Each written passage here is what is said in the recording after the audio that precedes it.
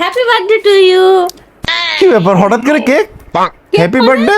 হঠাৎ করে মানে কি, তোমার জন্মদিন না আজকে? আজকে কি আমার জন্মদিন?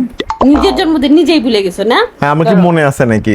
ধরো আজকে তোমাকে কেক কাটতে হবে। আমাকে কেক কাটতে হবে? বয়স হয়েছে না, এই বয়সে কি কেক কাটবো? মানুষে কি বলবে? কি অদ্ভুত কথা, কেক কাটার জন্য কি বয়স লাগে? ধরো কাটো। কাটবো? কাটবা না মানে? কাটো। কাটবো? কি বলে কাটো? আচ্ছা, তুমি বলতেছো কাটতে, কাটবো? কাটো। কাটবো?